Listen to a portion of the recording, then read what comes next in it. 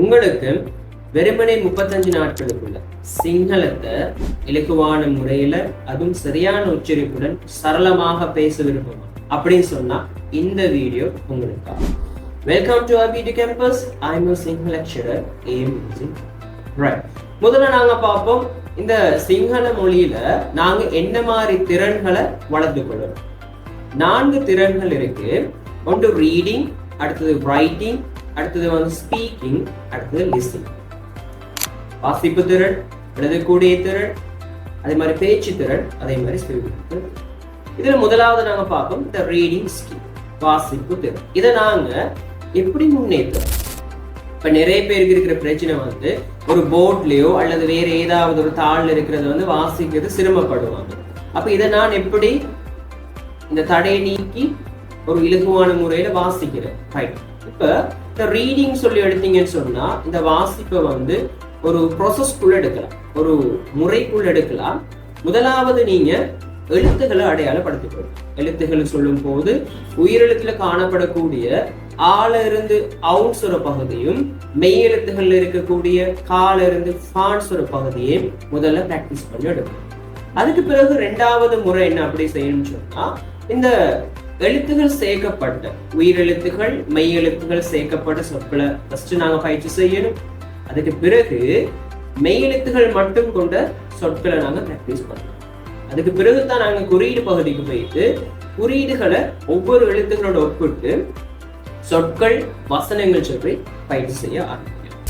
அதுக்கு பிறகு இதை நாங்க வந்து தினந்தோறும் செய்யணும். அதுவும் உங்களுக்கு பிடிச்ச ஒரு விஷயத்த தலைப்பாக கொண்டு வாசிங்க. உதாரணத்துக்கு ஒரு ஆளுக்கு கதை புத்தகங்கள் வாசிக்கிறது விருப்பம் இருக்கு அப்படின்னு சொன்னா நீங்க என்ன செய்யுங்க, இந்த வாசிப்பு திறன் சிங்களத்தில் இருக்கக்கூடிய இந்த கதை புத்தகங்கள் எடுத்து உங்களோட வாசிப்பு திறன் அதிகம். உங்களுக்கு பிடிச்ச விஷயத்தை கொண்டு அதை அப்ளை பண்ணி, ஏன் நமக்கு பிடிச்ச விஷயத்துல இருந்தா தான் எங்களுக்கு ஒரு ஆர்வம் இருக்கும் வாசிக்கணும்னு சொல்றோம். இதை நீங்க தினந்தோறும் செஞ்சு கொண்டு போங்க, உங்களுக்கு அறியாமலே ஒரு பெரிய ஒரு மாற்றம் இருக்கும்.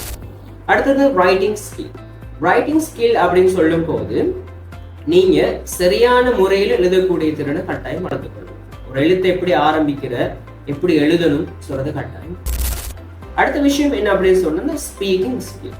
இந்த ஸ்பீக்கிங் ஸ்கில் இந்த பேச்சு திறனுக்கும் செவிமடுத்தல் திறனுக்கும் நெருங்கிய தொடர்பு இருக்கு. நீங்க எவ்வளவு மட்டுக்கு விஷயங்களை செவிமடிக்கணும் அவ்வளவு தூரத்துக்கு உங்களால் அழகான முறையில் பேசணும். அது சரியான விஷயம். அப்ப நாங்க IBT Campus இதுக்கு பயன்படுத்துற மெத்தட் தான் 8 boxes மெத்தட். அப்ப இந்த 8 boxes மெத்தட் சொல்ற அந்த வட்டத்தை தாண்டி எந்த சொற்கள் வரப்போகுது. அப்ப யாராவது ஒரு ஆள் இந்த 8 box மெத்தடை கொண்டு நல்லா பிராக்டிஸ் பண்ணன்னு சொன்னா அவருக்கு யாரு கேட்கிற கேள்விக்கும் பதில் சொல்லலும், அதே மாதிரி அவருக்கு கேள்வியும் கேட்கணும், அதே மாதிரி அவருடைய தனிப்பட்ட பிரச்சனையோ அல்லது அவர் பொது இடங்களுக்கு போனாலோ ஒரு தைரியமாக தனியாக பேச முடியும். அப்ப இந்த 8 box மூலம் தான் நாங்க என்ன செய்ய போறோம், பிராக்டிஸ் பண்ண போறோம். அடுத்த விஷயம், ஒரு மொழியை கற்றுக்கொள்றதுக்கு எங்கள்கிட்ட என்ன மாதிரி தகுதிகள் இருக்கு, என்ன மாதிரி விடயங்கள் நாங்க கடைபிடிக்கணும். அதுல முதலாவது தான் பொறுமைன்னு சொல்றது கட்டாயம். அடுத்த விஷயம் வந்து தினந்தோறும் பயிற்சி செய்யணும். இந்த 2ம் ஆக முக்கியமான ஒரு விஷயம். அதே மாதிரி இன்னொரு விஷயம் ஆர்வம். ஆரம்பத்துல இருந்து ஆர்வம் இறுதி வரைக்கும். அப்ப இந்த 3 விஷயமும் உங்கள்கிட்ட இருக்குன்னு சொன்னா ஒரு மொழியை, எந்த ஒரு மொழியும் உங்களுக்கு இலகுவாக கற்றுக்கணும்.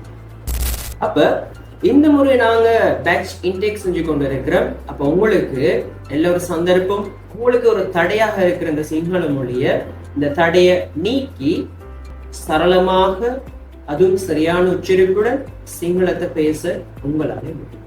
அப்ப நீங்க இன்னும் தாமதிக்காம IBT Campus-ஆல வழங்கப்படுற இந்த ஆஃபரை நீங்களும் பெற்றுக்கொண்டு கீழே தெரிய நம்பருக்கு உடனே லேட் பண்ணாம உடனே நீங்க வாட்ஸ்அப் மெசேஜோ அப்படி அல்லது நீங்க போலோ எடுத்து உடனே முந்திக் கொள்ளுங்க. நன்றி.